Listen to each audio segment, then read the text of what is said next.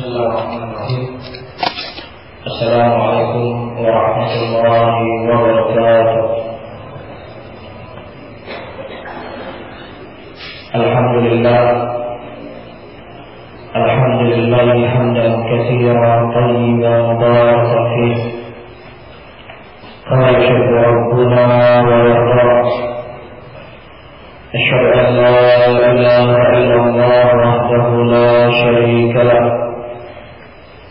wa asyhadu anna Muhammadan 'abduhu wa rasuluhu amma ba'du. Ayyuhalladzina rahimani wa rahimakumullah. Alhamdulillah, Allah Subhanahu wa ta'ala masih memberikan kepada kita kekuatan daripada fisik dan kekuatan daripada iman, sehingga kita bisa berkumpul di rumahnya Allah Subhanahu wa ta'ala guna untuk menambah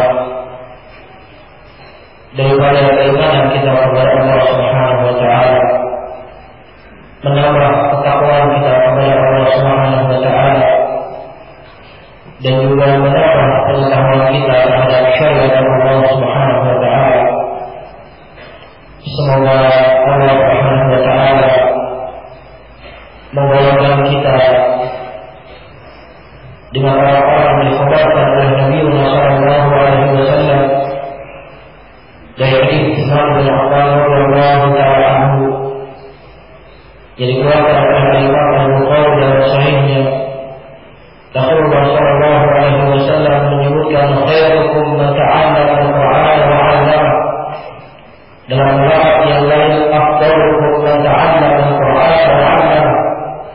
Sebaik-baik kalian dan seutama kalian adalah orang-orang yang mereka mempelajari Al-Quran dan mengajarkannya. Dan juga semoga Allah Subhanahu wa ta'ala memasuki kita, menjadikan kita orang-orang yang dicintai oleh Allah, orang-orang yang diinginkan kebaikan Allah Subhanahu wa ta'ala, sebagaimana yang dikhabarkan oleh Nabi sallallahu alaihi wasallam dari hadis Muawiyah radhiyallahu ta'ala anhu. Rasulullah sallallahu alaihi wasallam menyebutkan, "Man yuridillahu bihi khairan yufaqihuhu fid-din." Barang siapa yang seseorang menginginkan kebaikan oleh Allah Subhanahu wa ta'ala, maka insya-Allah dia akan dicerdaskan di dalam agama ini. Ayyuhalladzina rahimani wa rahimakumullah. Walaupun sebenarnya saya tidak pantas untuk menggantikan Ustaz kita yang mulia, Al-Ustaz Al-Fadhil, Al-Ustaz Al-Syekh Hafizahullah Ta'ala, tetapi sebagai bentuk saya sebagai murid beliau memuliakan beliau sebagai guru untuk menyambut permintaan beliau untuk memberikan sedikit kalimat yang sebenarnya tidak pantas bagi saya dan tidaklah saya hadir kembali kecuali mau mengambil ilmu dan istifadah dari Ustaz kita, Ustaz Askari Hafizahullah Ta'ala. Nah,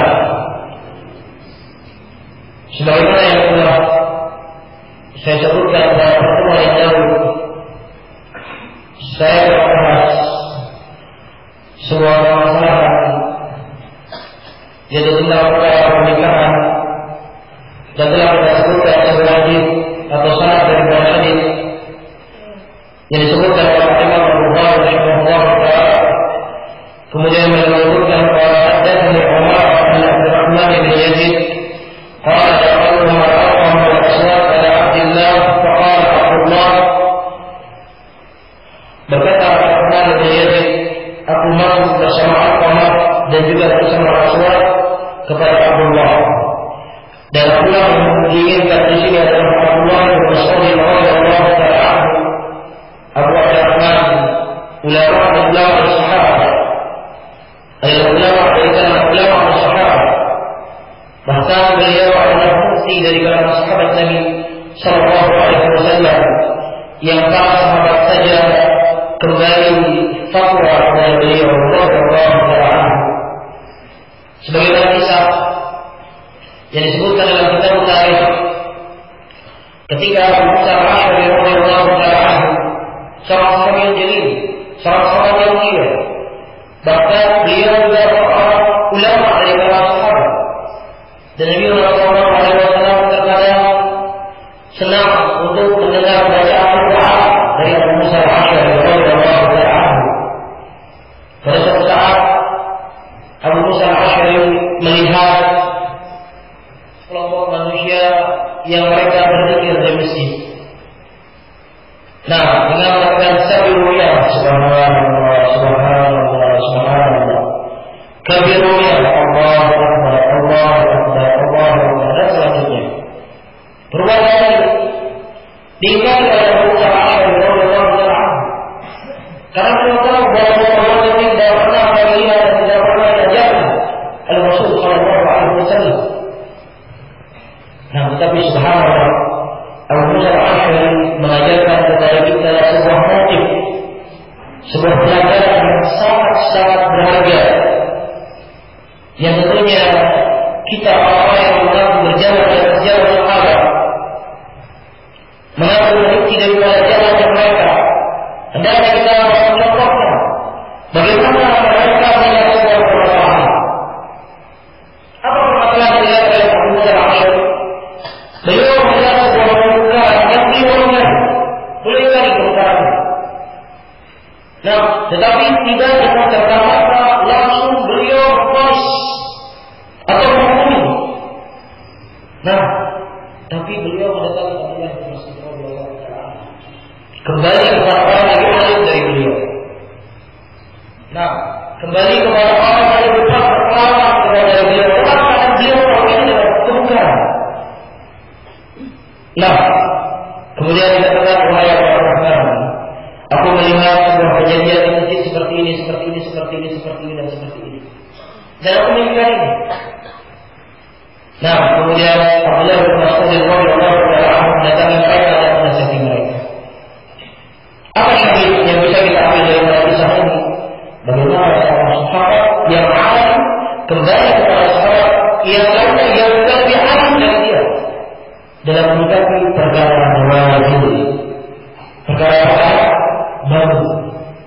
Dia tahu jadinya yang salah, dia tahu jadinya yang bukan. Tetapi dia meminta fatwa dari orang lebih alim dari beliau. Dan ini bukanlah cuma sekedar pengajar, tetapi ini merupakan usul ahli sunnah untuk kembali kepada para ulama dalam perkara wajib. Idza ja'a Allahu min al-haqqi aw al-hukmi ata'u bihi wa ra'aytuhu ila ar-rasuli wa ila al-amri minhu la'alima alladhina yastahiquna minhu. Dan orang lainnya datang dari mereka buat keamanan dan juga ketakutan kemudian mereka menyebarkannya kepada umat. Tapi kalau seandainya mereka kembali kepada Allah, kepada Rasul dan kepada al-ilm, maka niscaya mereka akan beristimbar daripada adillah yang ada. Nah, jadi ini cuma bukan hanya sekedar ada, tetapi manhaj. Nah, akidah yang diajarkan oleh sahabat Nabi sallallahu alaihi wasallam kepada kita. Begitu juga ketika orang yang berada itu lalu saya keluar daripada jamaahnya Umar bin Khattab, kemudian diutuslah di zamannya Ali bin Abi Thalib, diutuslah Ahlul Ilm Abdullah bin Abbas radhiyallahu ta'ala ibnu Abi Nabi sallallahu alaihi wasallam. Ketika Abdullah bin Abbas mendatangi orang Quraisy, apa yang dikatakan oleh Abdullah bin Abbas pertama kali? Laisa fiikum ahadun min ashabin Nabi sallallahu alaihi wasallam. Tidak ada satu di antara kalian sahabat Nabi sallallahu alaihi wasallam. Tidak ada di antara kalian sahabat. Tidak ada di antara kalian orang yang cerdas. Tidak ada di antara kalian orang yang bisa menjelaskan dan makna dalam sebuah masalah. Manhaj yang diajarkan oleh sahabat Nabi sallallahu alaihi wasallam kepada kita. Oleh karena itu, Al-Imam Al-Jami' al-Thani fi Al-Asr.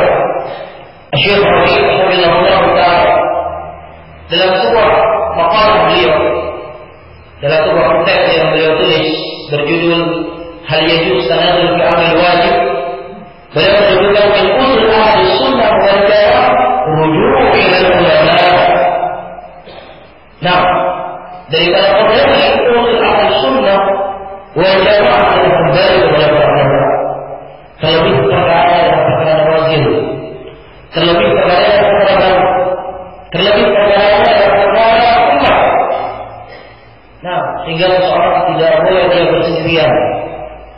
Nah, harus kembali kepada para ulama sebagaimana yang diajarkan oleh Abdullah Ibnu Mas'ud dan diajarkan oleh Abu Musa al-Asy'ari radhiyallahu ta'ala anhu kepada kita.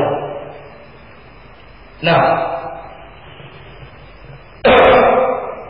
beliau mengatakan, "Kunna ma'a Nabi sallallahu alaihi wasallam syababan la nafidu syai'an."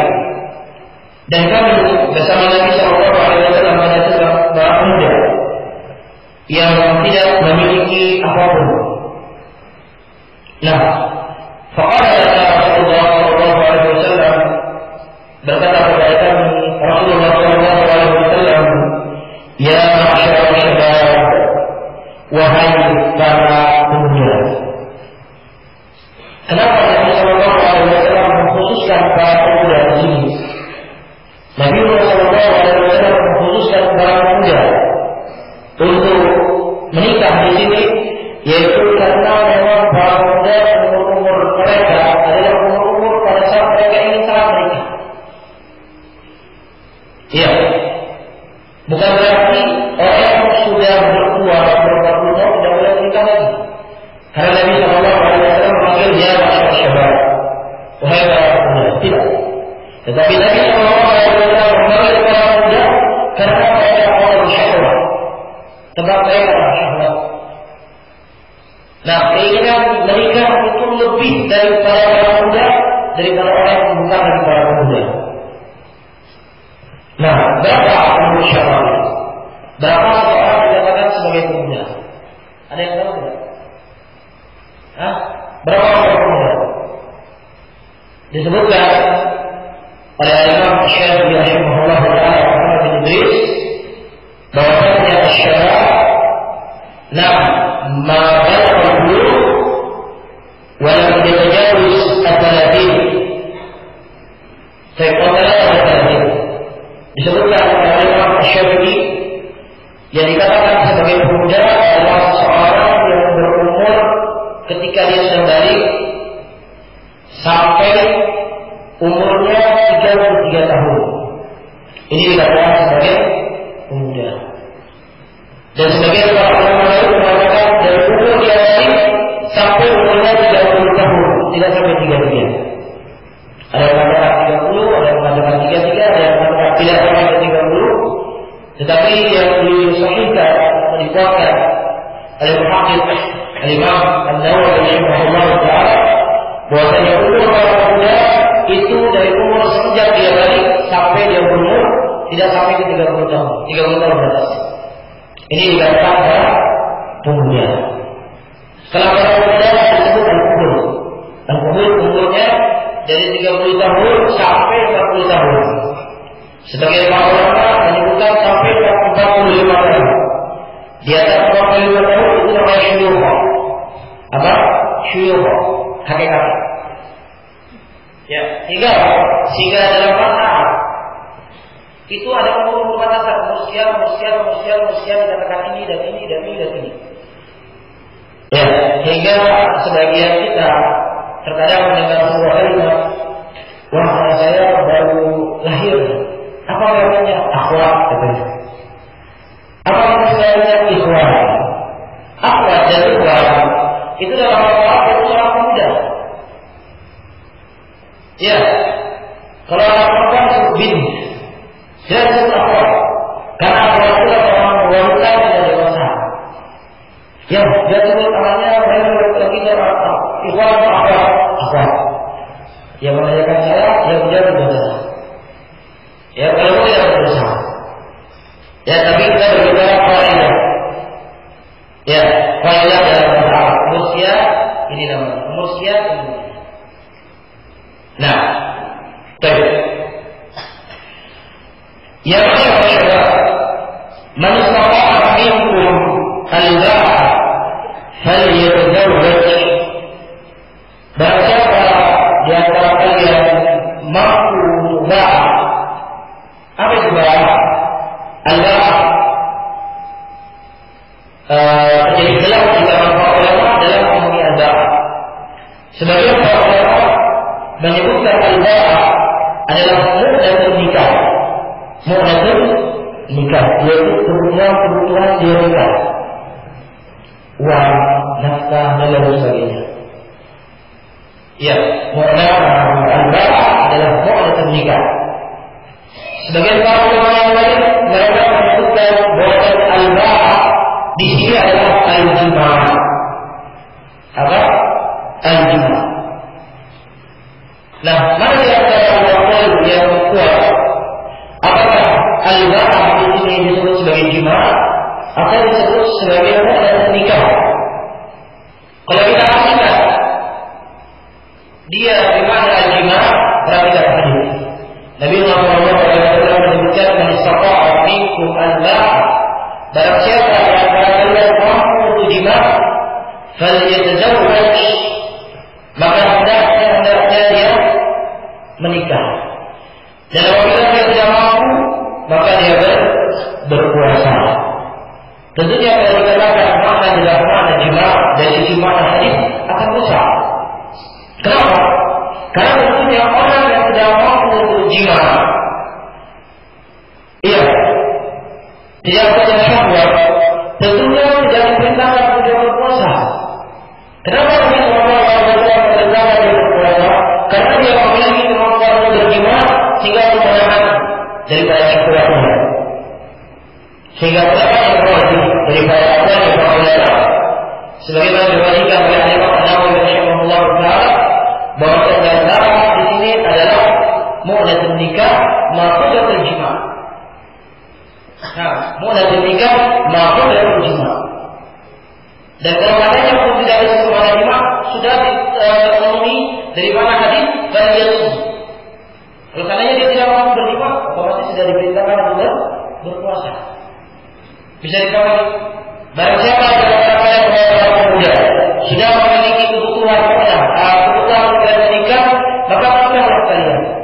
Dan kalau seandainya kalian tidak memiliki daripada kebutuhan tersebut belum mampu, maka hendaknya kalian berpuasa. Tentunya bicara tentang orang yang sudah mampu untuk berjima'. Nabi Rasulullah sedang mengajak para pemuda yang sudah mampu dari sisi mu'nah. Bisa dipahami? Nah, al-mu'nah di sini diinginkan adalah al-ba'a, di sini diinginkan adalah mu'natul nikah.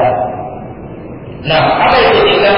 Nikah secara bahasa yaitu al-tadawwur wa tawwur. Ada secara kaidah al-nikah itu terkadang disebutkan maknanya adalah al-aqd dan sebagian disebutkan adalah al-jima'. Lafaz daripada nikah terkadang datang dari lafaz al-aqd dan datang terkadang dari lafaz al-jima'. Misalnya kalau katakan fulan nakaha binta fulan, fulan menikahi anak perempuan fulan. Ini maksudnya apa? Al-aqd, akad pernikahan. Tapi kalau katanya disebutkan al-fulan nakaha zawjatahu, si fulan menikahi istrinya, maksudnya apa? Menjimai istrinya. Faham? Al-nikah terkadang bisa datang bimana al-jima', terkadang bisa bimana al-aqd, akad. Faham? Dan dalam Al-Quran terkadang datang dalam Al-Quran ini dan terkadang datang dalam Al-Quran ini. Baik. Adapun masyru'iyatun nikah di syariat yang telah diperjuangkan para ulama bahwa nikah itu adalah sesuatu yang disyariatkan. Dan dalil-dalil yang datang dari Al-Quran dan dalil-dalil yang datang dari As-Sunnah Nabi Sallallahu Alaihi Wasallam. Daripada Al-Quran, Allah Subhanahu Wa Taala menyebutkan, "Faqihu ma qala lakum min an-nisa, matna wa thulatha wa ruba'." Jika oleh kalian apa yang membuat kalian suka daripada wanita, 2, 3, dan atau 4. Nah, jadi bagi kita disyariatkan untuk menikah. Iya. Dan juga Nabi Muhammad SAW menyebutkan dalam hadis ini, Abdullah bin Mas'ud, ya masyaallah qad istaqa'a minkum al-ma'a fal yatazawwaj. Dan juga Nabi SAW menyebutkan tazawwaju wa tazawwaju fa inni mukadzdzab bikum qawlan yaumil qiyamah. Jika mereka tazawwaj dan wujud, ya akan menjelaskan nanti parahnya. Sesungguhnya aku bakal datangnya pada yaumil qiyamah. Dan juga dalam hadis Abdullah bin Abbas radhiyallahu anhu, ketika ada 3 sahabat Nabi SAW yang mendatangi istri-istri Rasulullah dan menanyakan bagaimana amal Rasulullah dan umatnya. Kemudian dikatakan seperti ini. Kemudian salah orang dari mereka, ya sudah, saya tidak menikah, saya mau beribadah keras. Ya, kemudian Nabi SAW kembali oleh istrinya, apakah ini dan ini dan ini dan ini. Kemudian Rasulullah berkhutbah, wah itu saja. Apakah kalian mengatakan ini dan ini dan ini dan ini? Kemudian Nabi SAW mengatakan, "Marra'ila sunnati, falaysa minni." Barang siapa yang mereka benci dengan sunnahku, maka dia bukan dari para kelompok. Nah, daripada ayat-ayat tadi yang disebutkan oleh jemaah ulama bahwa menikah itu adalah sesuatu perkara yang disyariatkan. Nah, ada hukum setiap orang berbeda-beda antara hukum dengan hukum yang lainnya. Ya, tergantung kondisi daripada orang tersebut. Nah, kalau orang menyebutkan beberapa hukum tentang hukum pernikahan, yang pertama mereka menyebutkan mubah, boleh, karena mustahab. Kapan seseorang itu disunahkan untuk menikah? Apabila dia sudah memiliki daripada mudah menikah, sudah memiliki kebutuhan daripada menikah, dan dia tentunya sudah punya syahwat dan syahwatnya bisa dikontrol, dalam arti kata kalau dia tidak menikah, dia tidak bekerja dalam perkara yang diharamkan Allah Subhanahu wa Ta'ala. Iya, maka dalam kondisi seperti ini dia itu disunahkan untuk menikah. Dan bisa hukumnya menjadi wajib. Kapan hukumnya menjadi wajib? Dijelaskan oleh para ulama, yaitu seseorang yang sudah memiliki daripada mudah menikah. Dan kalau seandainya dia tidak menikah, akan terjatuh pada perkara-perkara yang diharamkan oleh Allah. Dia berzina atau lain sebagainya.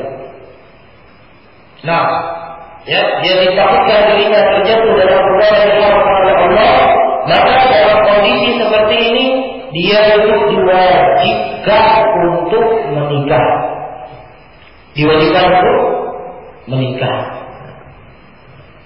Ya. Dan sekarang orang-orang menyebutkan menikah itu bisa menjadi haram.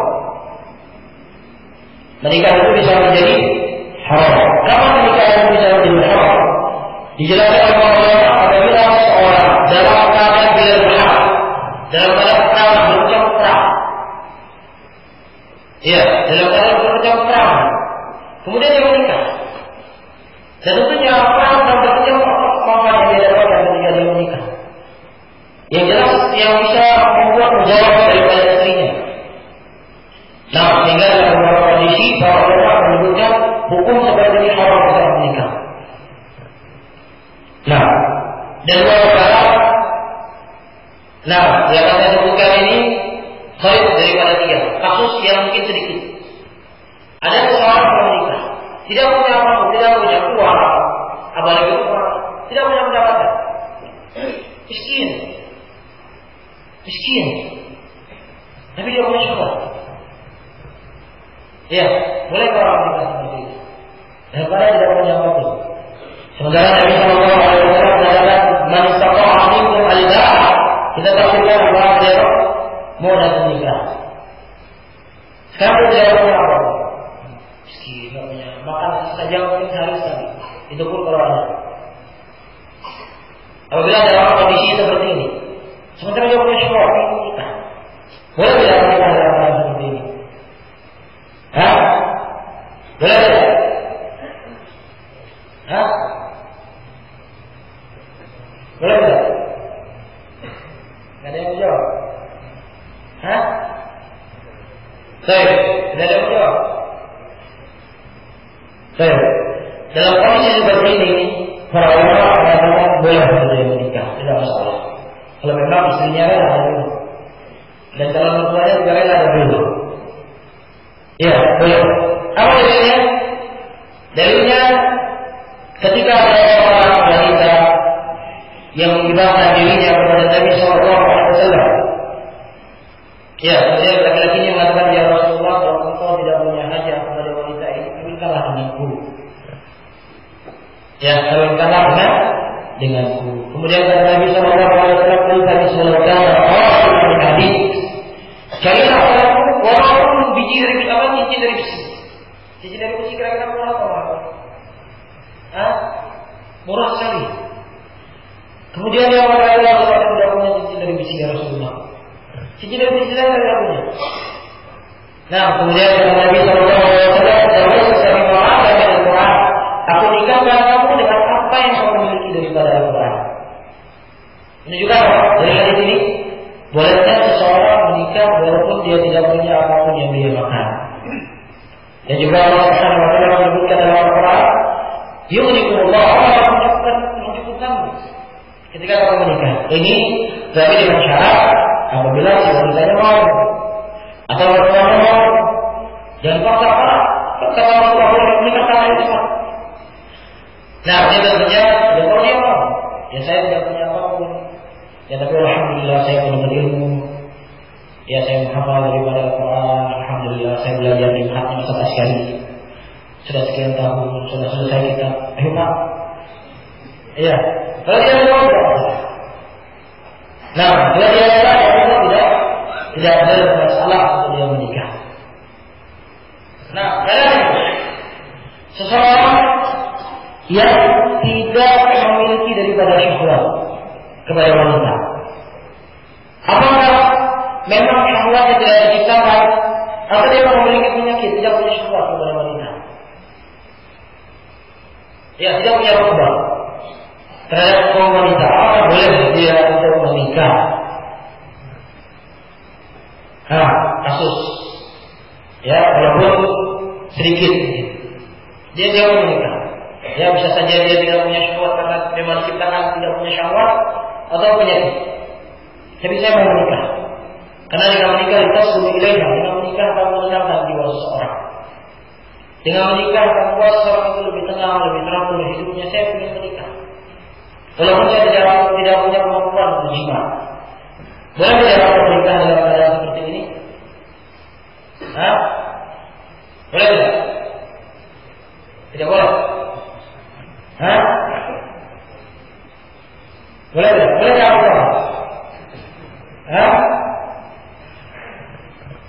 Tidak boleh. Nah, dijelaskan oleh para ulama. Nah, hukum asalnya boleh-boleh saja, mubah.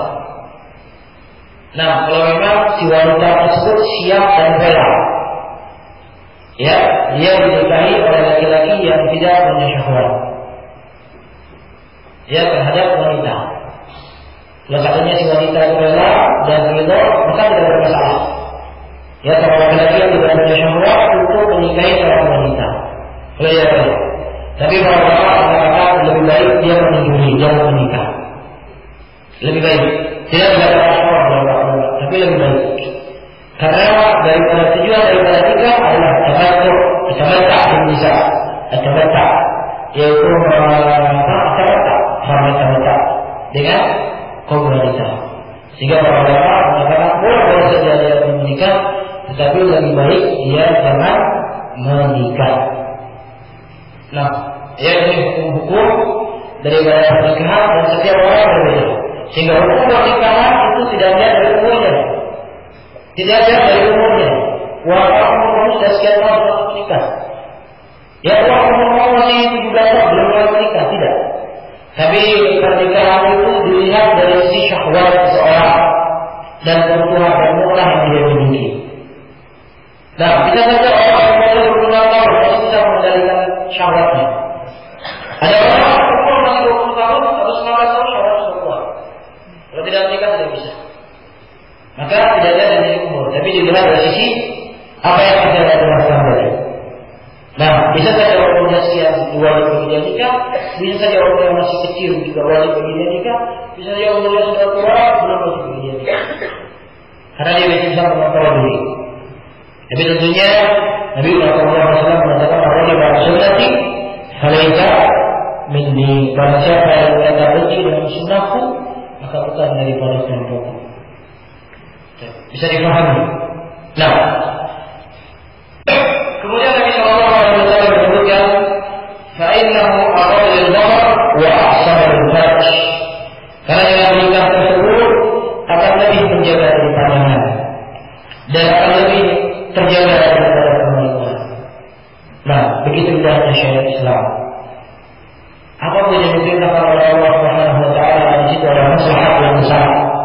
Apakah masalah tersebut kita ketahui ataupun terkadang masalah tersebut kita tidak ketahui. Yang jelas apapun perintah Allah Subhanahu wa taala adalah baik bagi kita. Apapun dari larangan yang Allah Subhanahu wa taala adalah jelek bagi kita. Walaupun pandangan kita maka kita akan baik. Tidak. Selama ada Allah maka adalah kejelekan bagi kita, tidak ada kebaikan baginya. Selama perintah Allah itu merupakan kebaikan bagi kita. Nah, ini merupakan kesempurnaan daripada ajaran Islam. Semoga Allah Subhanahu wa taala apakah kita dalam ajaran Islam dan semoga Allah Subhanahu wa taala mematikan kita dalam Islam sebagaimana doa dari Muhammad Allah Ta'ala Islam wa sunnah. Ya Allah, matikan aku dalam Islam dan di atas sunnah Nabi sallallahu alaihi wasallam. Sehingga kita melihat syariat Allah Subhanahu wa taala begitu sempurna. Ketika orang hendak mengoreksi daripada ajaran Islam, hendak menolak daripada ajaran Islam, mereka mengatakan bahwa Islam mengajarkan pembunuhan. Islam mengajarkan pembunuhan. Kenapa? Ya karena dalam Islam apabila seseorang mati, orang tua mati, yang pemilik daripada harta mati, orang tua, maka harta tersebut akan diwarisi oleh anak-anaknya. Ya tidak? Berarti Islam ini mengajarkan agar bagaimana si anak sekolah membunuh orang tua agar bisa mendapatkan warisan. Tapi syariat Islam menuntut. Ya, Nabi Muhammad SAW mengatakan, barang siapa yang membunuh seorang tua untuk mendapatkan waris, maka dia tidak mendapatkan warisan. Ya, seseorang yang membunuh waris untuk mendapatkan warisan, maka dia tidak mendapatkan warisan. Ditutup dalam syariat Islam, subhanallah. Ini merupakan kesempurnaan daripada ajaran Islam itu. Ajaran yang begitu lemah lembut, ajaran yang begitu membawa rahmat bagi manusia, ajaran yang begitu membawa kedamaian bagi manusia. Nabi Muhammad SAW mengajarkan kepada kita, kalau seandainya kita berdoa, ya tidak boleh orang berdoa di dinding, di jalan, tapi kalau langsung ditutup dah tersebut. Supaya apa? Supaya orang tidak jijik melihatnya. Supaya orang melihat Islam itu bersih. Nah, dan Nabi Muhammad SAW juga menyebutkan dalam beberapa hadisnya, ya Allah melaknat orang-orang yang mereka membuat kotoran di tempat duduknya manusia. Di tempat duduknya manusia. Baru saja itu dilaknat dalam Islam, membuat itu bagi manusia lain. Subhanallah. Dan juga Nabi Muhammad SAW menyebutkan dalam hadisnya, man akala raqala wa qawla fala yuqarribu masjidahu. Dan siapa orang akan berdoa atau makan korok dan berdoa, maka dia jangan mendekati masjid. Kenapa? Mengganggu manusia. Jangankan untuk manusia, hewan sekalipun dijaga oleh Islam. Ya orang-orang ini saja yang mereka jangankan hak asasi manusia, hak hewan pun dijaga dalam Islam. Semenjak 1000 tahun yang lalu, Nabi Muhammad SAW menyebutkan dalam hadisnya, Inna Allah ta'ala kulli syai'in, fa idza qadatum fa'adu qibla, wa idza nadartum fa'adu zina, wa yu'idda 'alakum syarqatan wa yu'idda. Sesungguhnya Allah Subhanahu wa taala telah menentukan segala sesuatunya. Wa idza qatatum fa'asilu qitla. Dan apabila kalian membunuh, bunuhlah dengan cara yang baik. Wa idza qatatum dan orang menyembelih fa'asilu qitla. Kalau baiklah sebelah kalian, maka hendaknya di antara kalian menajamkan pisau. Ketika kalian menyembelih sehingga hewan sembelihan kalian itu akan menjadi tenang ketika dia mati. Subhanallah. Hewan pun diatur oleh pisau. Nah, ajaran yang begitu mulia, ya, ajaran yang begitu menjaga kehormatan darah dan harta orang Muslim. Nah, Nabi Muhammad SAW ketika dia jatuh wajah di hari perpisahan, pada saat berkumpul bersama Nabi SAW, kemudian dia berdoa bersama berdiri dengan suara yang lantang dan tinggi. Inna dima'akum wa amwalakum wa anfusakum haramun 'alaikum ka hurmati yawmikum hadha wa fi shahrikum hadha wa fi biladikum hadha. Inna dima'akum, sesungguhnya harta kalian dan harta kalian dan kehormatan kalian haram bagi kalian sebagaimana haramnya negeri ini, sebagaimana haramnya bulan ini, dan sebagaimana haramnya hari ini, kata Nabi Muhammad SAW. Orang-orang yang sangat dijaga oleh Islam. Kata Nabi Muhammad SAW, nah, hendaklah orang-orang yang mereka berusaha mengisyaratkan besi kepada saudaranya. Cuma dengan isyarat, bukan dengan itu.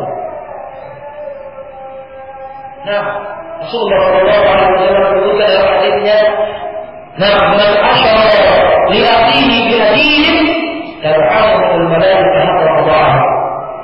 Barang siapa yang menunjukkan besi kepada saudaranya, maka niscaya Allah melaknatnya sampai dia tidak lagi mengisyaratkan besi kepada saudaranya. Subhanallah. Islam adalah agama yang berbeda. Membawa juga menjaga daripada darah seseorang, menjaga daripada keamanan dan kenyamanan seseorang. Nah, Nabi SAW menasihati para sahabatnya dan juga menasihati kita. Apabila orang-orang berada di tempat keramaian dan dia membawa daripada undangan, nah, Rasulullah SAW mengisyaratkan diri itu. Man yaqulu masjidina wa masjidana wa al-masjid falyamsik bi nusayra, thumma yamsik bi nusayra, thumma yamsik bi nusayra. Barang siapa seseorang melewati masjid kami dan bersamanya tombak, maka hendaknya dia tutup daripada tombak tersebut, maka hendaknya dia tutup daripada tombak tersebut, maka hendaknya dia tutup daripada tombak tersebut agar tidak merugikan manusia. Subhanallah, ajaran Islam. Tetapi sangat menyedihkan hari ini, ya, orang-orang yang hanya memiliki modal dalam beragama, ya, memiliki modal semangat, ya, modal untuk mengkafirkan orang, ya, menamakan sebagai kelompok jihad.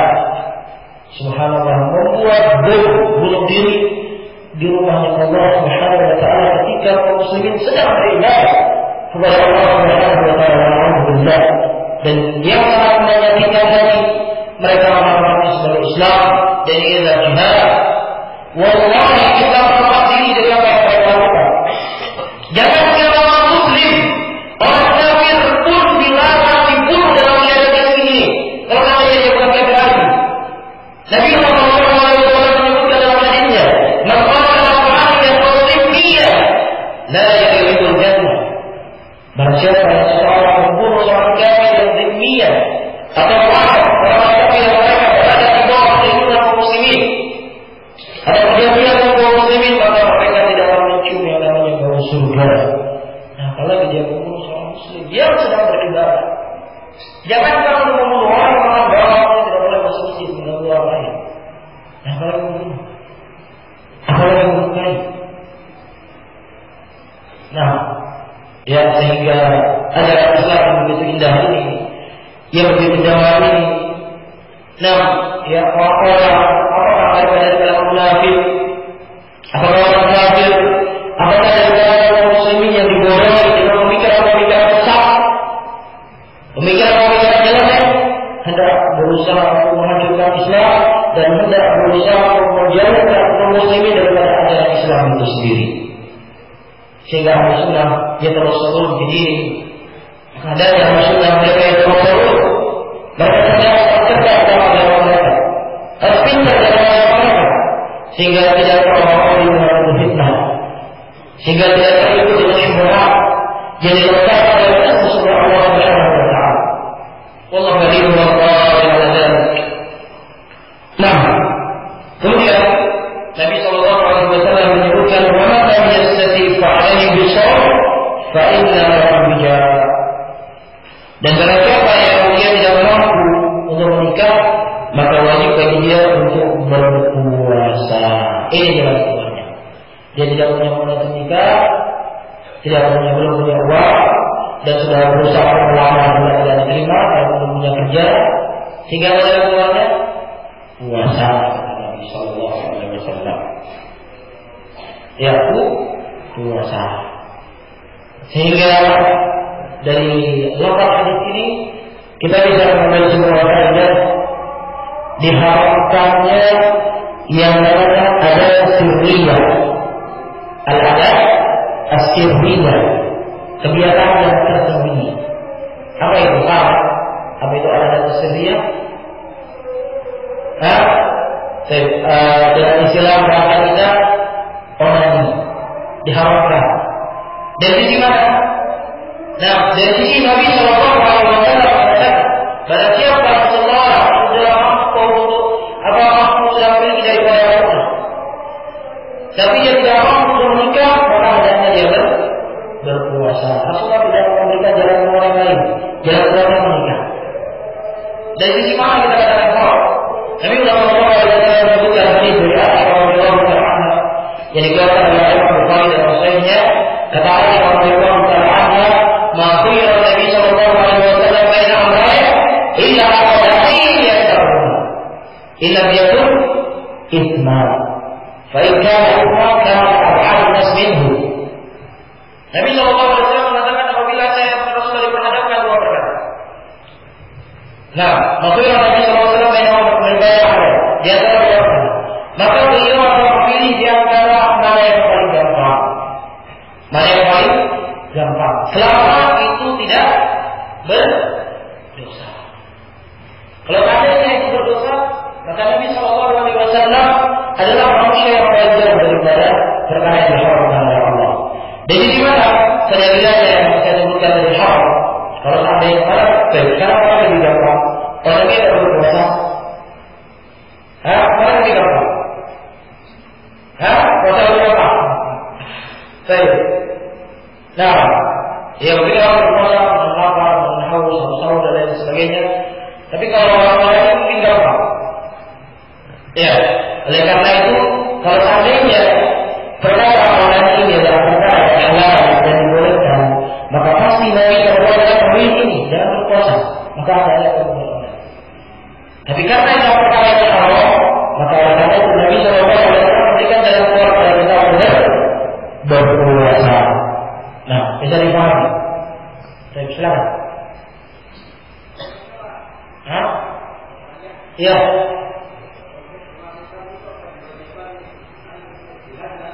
Kenapa? Umat Islam berbicara berjihad. Nah. Iya. Nah, tentunya ini tidak berkaitan dengan jihad.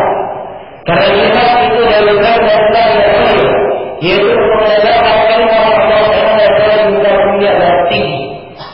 Dan mereka orang-orang yang didiskoti dan sebagainya, selama mereka Muslim. Nah, dan mereka yang besar sudah membuat mereka keluar dari Islam.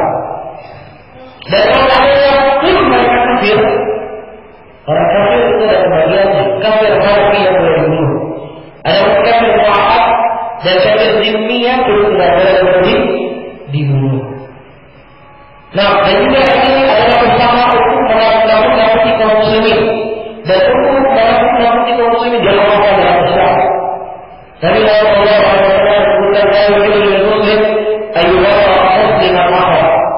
Tidak halal bagi orang muslim untuk membuat gangguan kepada muslim yang membangunnya. Nah, dan tidak ada gangguan adalah perkara besar dalam syariat dan itu tidak dikatakan sebagai jihad. Nah,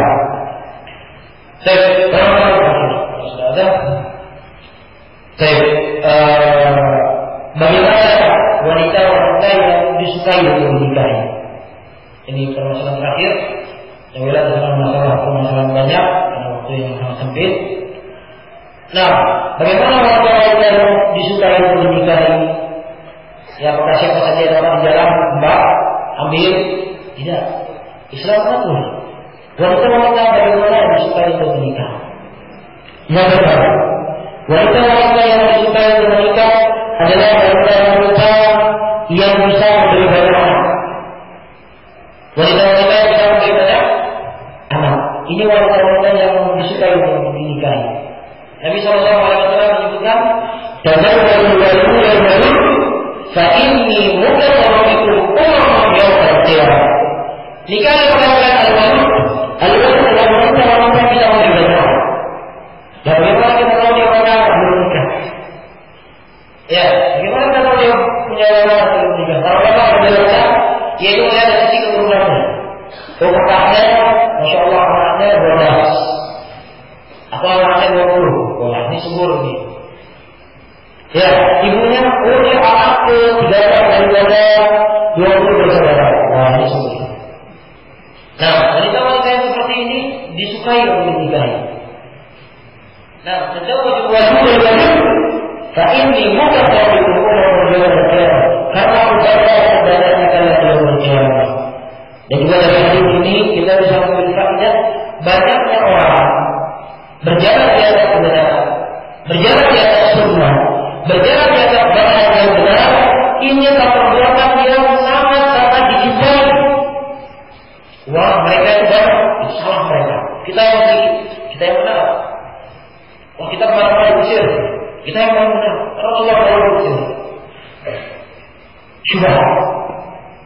Dan ini syubhat ini dianggap saya lagi marah yang namanya agama Abraham.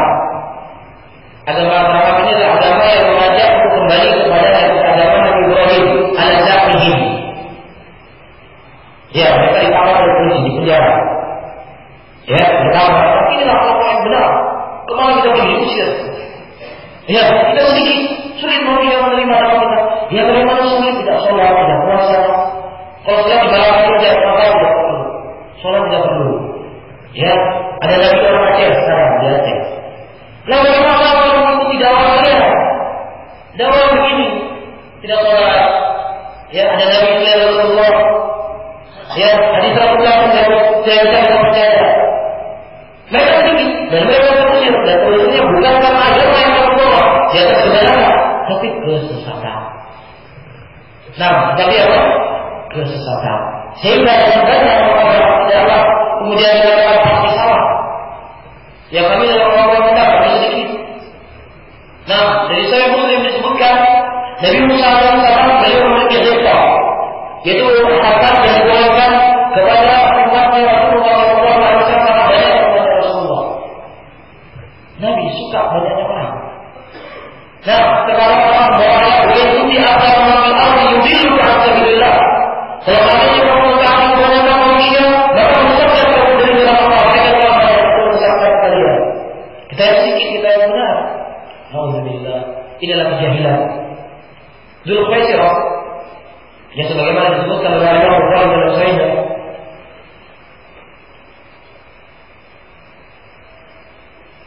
Baik, Dzulkhuwaisirah, ya, seorang Khawarij, bersendirian. Ketika Rasulullah SAW membagi harta rampasan perang, dia mengatakan, "Ya Rasulullah, i'dil fa innaka lam ta'dil." Ya Rasulullah, adil engkau, karena sesungguhnya aku melihat tidak ada keadilan pada engkau.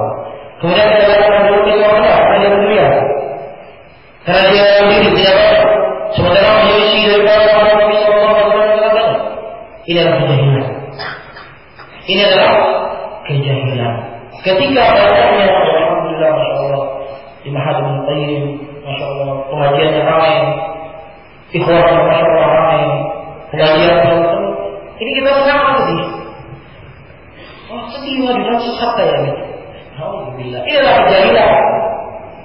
Nah, ini adalah kejahilan. Selama seseorang berjalan di atas kebenaran, berjalan di atas al-haq, dan banyak manusia yang mengikutinya, itu adalah fadlun min Allah. Itu adalah kemuliaan yang diberikan oleh Allah yang Allah kehendaki. Nah, ini bukan menyenangkan. Fa'inna al-mukaththar minhum umam yawm al-qiyamah.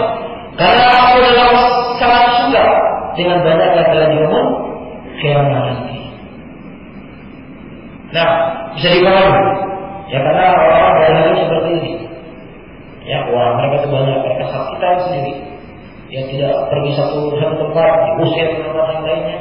Ya bagaimana tidak diusir? Dakwah orang kaku, dakwah orang keras, dakwah orang kasar. Nah, tidak dakwah yang lembut, dakwah yang rahmat. Ya bagaimana tidak diusir oleh masyarakat? Nah, dan kalau orang tersebut mau cerdas dalam perkara fikih, mana pendapat para ulama yang lebih banyak benarnya? Pendapat jumhur para ulama atau pendapat yang sedikit dari para ulama? Tentunya pendapat jumhur para ulama lebih kuat, lebih banyak benarnya daripada bersendirian. Walaupun kita sudah katakan pendapat jumhur para ulama sudah, tetapi pendapat jumhur para ulama itu lebih banyak benarnya daripada salah. Bisa dipahami? Nah, sehingga banyak orang yang mengikuti ini bukan suatu perkara yang tercela, tetapi adalah fadlun min Allah. Dan Syekh Muqbil rahimahullah taala, dan ketika beliau memperingati majlis beliau bertambah membuat beliau senang. Ya, membuat beliau gembira. Bukan malah beliau membuat beliau sedih. Nah, tetapi membuat beliau gembira dan senang. Nah, wanita yang dicintai untuk dinikahi, yaitu wanita-wanita yang banyak bisa menikah. Baik.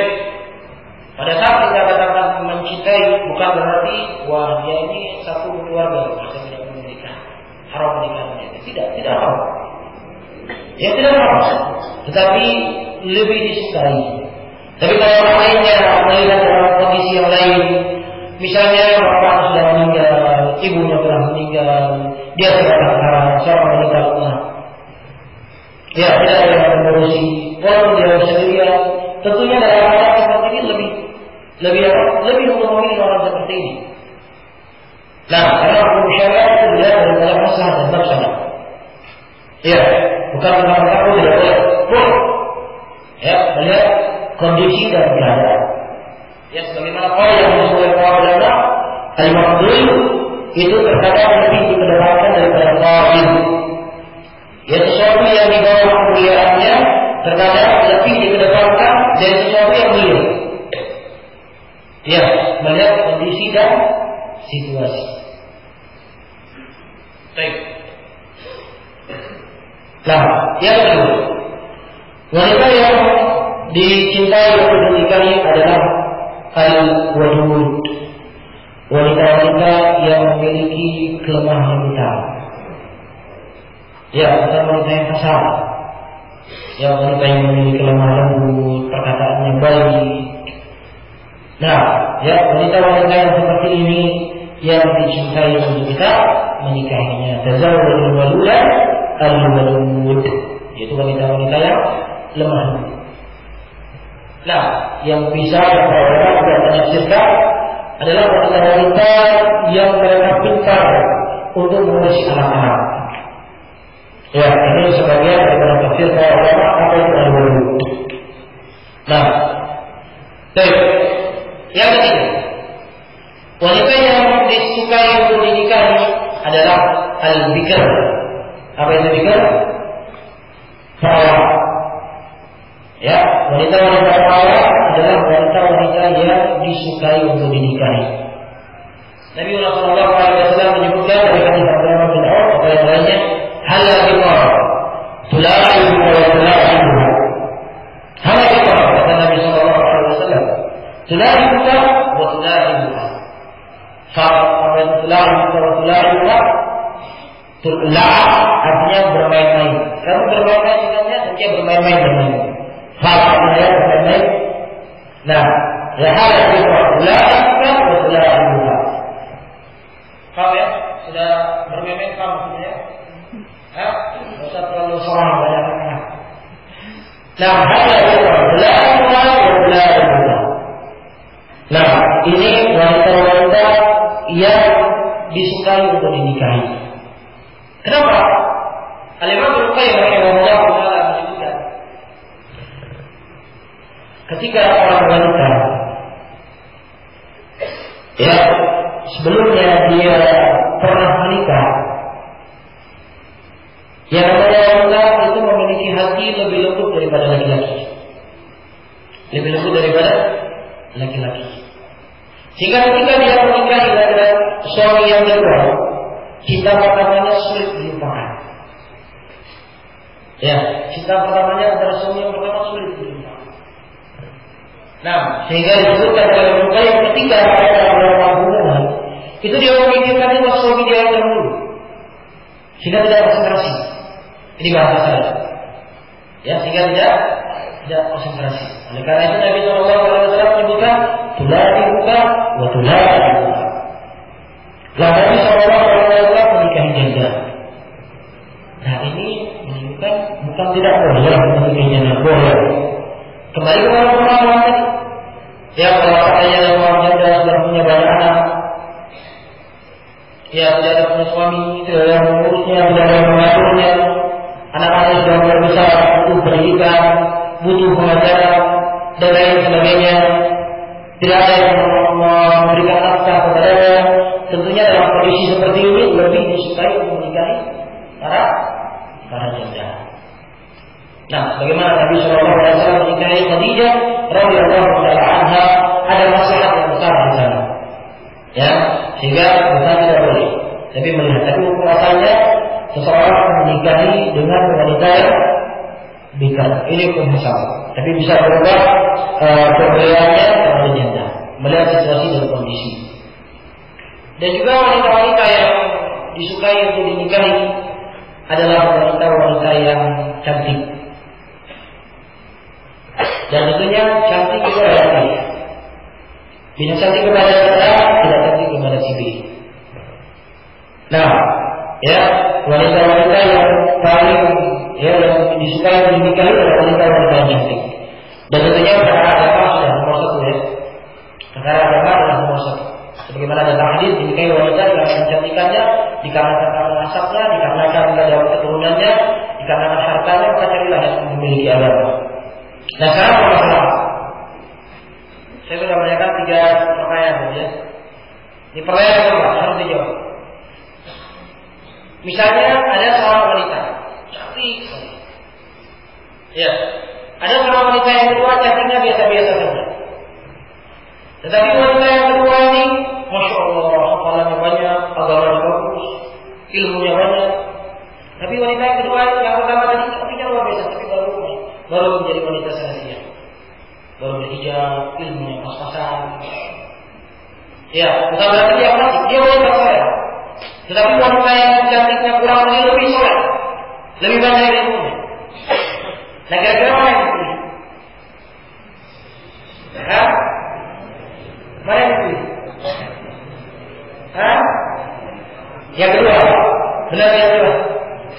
Hah? Yang pertama? Pertama yang kedua? Yang pertama? Disebutkan oleh Syekh Muhammad bin Shalih Al-Utsaimin rahimahullah taala, beliau menjawab, kalau seandainya seorang laki-laki yang paling penting dia cantik, siapa orang cantik harus? Ya, yang paling penting bagi saya adalah cantik. Ya, kecantikan itu yang terpenting bagi saya. Kita berbicara bahwa wanita ya sama yang soleh, tapi yang kedua itu soleh. Kita tidak berbicara wanita pasti soleh. Nah, yang terpenting bagi saya cantik. Maka Syekh Muhammad bin Shalih Al-Utsaimin rahimahullah taala dia pilih yang pertama. Kalau memang dia pilihnya ada cantik, ya dia pilih yang pertama. Tapi kalau seandainya dia ini saya kecantikannya tidak perlu, yang penting agamanya. Semakin agamanya ilmunya semakin banyak dan semakin cantiknya. Maka pilihan kedua. Nah, sehingga pada posisi dan keadaan mana yang lebih dia tinggal. Nah, ini sebagaimana dijelaskan oleh Syekh Muhammad bin Shalih Al-Utsaimin rahimahullah taala dalam kitab beliau. Wallahu ta'ala a'lam bishawab. Dan saya mohon maaf di sini tulis kertas sampai jam 8. Tapi saya sudah sangat lelah. Nah, insyaallah taala mudah-mudahan suatu saat kita bisa bertemu lagi di sini. Nah, dan sebelumnya saya mengucapkan jazakumullah khairan kepada ikhwah semuanya dan juga terutama kepada Ustaz Askari hafizahullah taala dan juga kepada asatidzah yang lainnya yang memberi kesempatan kepada saya untuk memberikan sedikit daripada apa yang saya ketahui, dan mudah-mudahan bermanfaat bagi saya sendiri dan bermanfaat bagi ikhwah semuanya. Dan kita memohon dan meminta kepada Allah Subhanahu wa taala agar Allah Subhanahu wa taala menjadikan masjid ini sebagaimana manhaj ahli sunnah, doa di dalamnya hufadzul Quran, para fuqaha, bahkan para ulama yang tentunya akan menyebarkan dakwah sunnah, menyebarkan dakwah tauhid dan memberantas daripada segala bentuk syirikan dan segala bentuk khurafat. Wallahu waliyul qadil wal